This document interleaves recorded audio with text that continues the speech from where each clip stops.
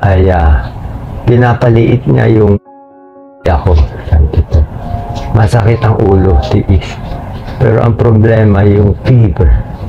Umabot mga 38.5. Pero grabe po yung chills.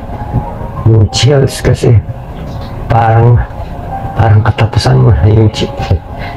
Yan ang ilan sa pinakahuling update si Doc Willie Ong patungkol sa kanyang laban sa sarcoma cancer. According to them, ay naibsan na nga ang ilan sa mga manas sa kanyang pangangatawan mula leeg, sa kanyang tiyan, paglaki ng kanyang tiyan, at pamamaga ng kanyang mga binti, na ito po ay nangangahulugan siya po ay nagkakaroon ng manas dahil po sa kanya pong sarcoma cancer. According to them, dun po sa kanyang iniinom na gamot, no, meron po siyang binanggit na gamot na ito po ay nakatulong para maibsan ang ilan sa mga pamamaga at yung kanya pong pagmamanas. Pero isa sa mga iniinda niya ngayon, dahil medyo nabawasan or nawala yung pamamanas niya, ay sobra naman daw, halos ikamatay niya ang panlalamig dahil halos butot balat na lang siya nung tinanggal na or natanggal yung manas sa kanyang pangangatawan. So ilan lamang yan sa mga hardship, yung mga hirap na pinagdadaanan ni Doc Willie Ong sa kanya pong laban dito po sa sarcoma cancer. And isa rin sa mga ibinalita ni Doc Willie Ong na dinalaw sa pagdalaw nga ni Isko Moreno, sinabi ni Isko ang tunay na kalagayan nitong si Doc Willie Ong kung saan lumipad siya papunta ng Singapore. According po sa ilang mga news outlets, Isko Moreno binisita si Doc Willie sa Singapore. Sabi niya mahina pa siya, marami pa siyang chemotherapy na kailangan pagdaanan. Ilang araw daw di umano matapos ibalita ni Doc Willie Ong na meron siyang sarcoma or abdominal cancer, personal siyang binisita ng TV host actor na si Isko Moreno. Lumipad patungong Singapore si Yorme para makita at makamusta ng face-to-face ang cardiologist at online health personality sa gitna ng pakikipaglaban sa kanyang matinding karamdaman. Kitang-kitang ang bumagsak ang katawan ni Doc Willie sa inilabas niyang video sa Facebook kung saan ibinahagi nga niya sa kanyang mga taga-suporta na may natagpuang tumor sa kanyang abdomen na tinatawag na sarcoma. Agad naman na nagtungo si Doc Willie sa Singapore para sa kinakailangang medical treatment, kabilang na ang chemotherapy. Sa pamamagitan din ng kanyang Facebook, ibinalita ni Isko na binisita niya sa Singapore si Doc Willie na naging running mate niya noong nakaraang 2022 presidential election. Nagkita kami, sabi ni Mayor, here in Singapore. Mahina pa, sabi niya. Marami pang chemo session ang gagawin ang pahayag ni Yorme. Ipinarating din ng dating alkalde ng Maynila ang mensahe ng tinaguriang doktor ng bayan para sa lahat ng mga Pilipino na nagmamahal at sumusuporta sa kanya. Message niya na mahal daw niya ang mga kababayan nating Pilipino hanggat malakas siya. Hindi raw siya titigil ng pagtulong sa taong bayan at sa bansang hanggang sa dulo.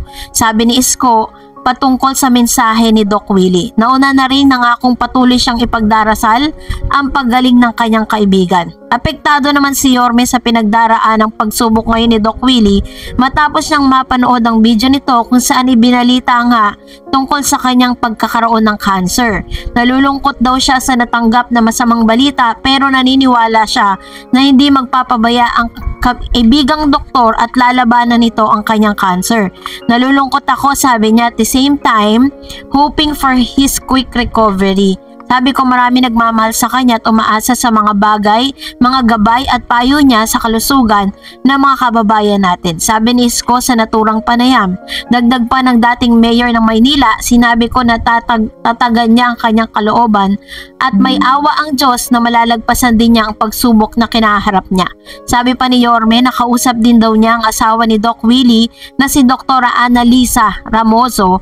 Nangako raw siya na sa may bahay ni Doc Willie na patuloy niyang ipagdarasal ang mabilis na paggaling nito. So ganito po yung naging pahayag ng dating mayor na si Yorme Isko Moreno. Pero alam niyo po ba na sa kabila ng lahat ng ito, sa kabila ng lahat ng mga stress at sakit na pinagdaraanan ngayon ni Doc Willie Ong, ay sinasabi niya na isa sa mga naging rason at nag-trigger sa kanya pong cancer is yung stress dahil po sa politics. Pero sa isang article na isulat dito na si Doc Willie Ong di umano ay tila baga parang nire-recommenda or parang siya po ay sinasama sa isang party list kung saan siya po yung tinagurang senatorial candidate this coming election. The Independent Party Action Democratico, founded by the late Senator Raul Roco, will field 2 senatorial candidates in the 2025 midterm election, Party President Isko Moreno announced yesterday. Moreno, a former mayor of Manila, said Action Democratico would be endorsing Agri Party List Representative Wilbert Lee and Doc Willie Ong as their senatorial candidates. So, sinasabi dito ni dating mayor ng Maynila na parang gusto pa rin, no? Gusto pa rin daw talagang tumakbo bilang isang senador. Ito pong si Doc Willie Ong, kahit mo pinagdadaanan siya. Sa kanya pong video na ipinapost sa kanyang YouTube channel, sinabi niya or nakipag-usap siya sa kanyang doktor na gusto niyang gumaling dahil gusto niya nga daw tumakbo muli or sumabak ulit sa paparating na eleksyon. Sabi niya pa, on the other day, Dr. Ong, a cardiologist, revealed that the doctor had found 6 times 13 times 12 cm sarcoma in his abdomen, hidden behind his heart and in front of his spine. So, yun po yung kanyang desisyon, no? Maaaring kaya din siya binisita or isa rin sa mga rason ng pagpunta ni dating mayor ng Maynila doon dahil gustong-gusto po talaga nitong si Doc Willie Ong na maging isa siya sa mga politician dito sa Pilipinas dahil ang dami niya po mga revelation at ang dami niyang sinasabi tungkol sa politics na karamihan daw sa ating mga gobyerno ay corrupt. Yun po yung kanyang sinabi sa kanya pong last vlog or last episode, ano.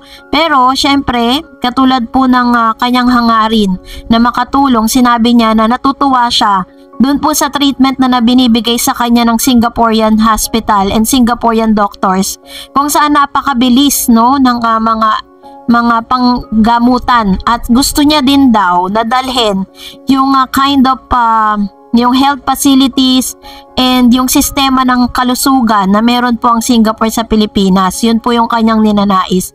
Gusto niya rin daw na kung ano man yung treatment na nararanasan niya ngayon ay maranasan din ng mga Pinoy dito sa Pilipinas. Yun po yung isa sa mga iniiyak ngayon nitong si Doc Willie Ong. Nakakahanga lang kasi despite dun sa laban niya, no, sa cancer, ang dami nga po talagang nalulungkot at ang dami mga celebrity at mga politician na nagpapaabot ng prayers at mga pampalakas, no, parang encouragement words dito kay Doc Willie Ong na kailangan lumaban siya dahil kailangan pa siya ng Pilipinas dahil po sa mga naiambag niya at sa mga hindi matapos-tapos na tulong na ibinibigay niya sa Pinoy.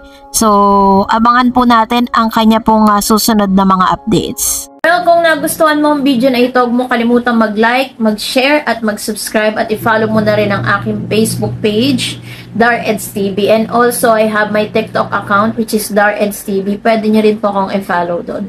Thank you for watching, guys. God bless everyone!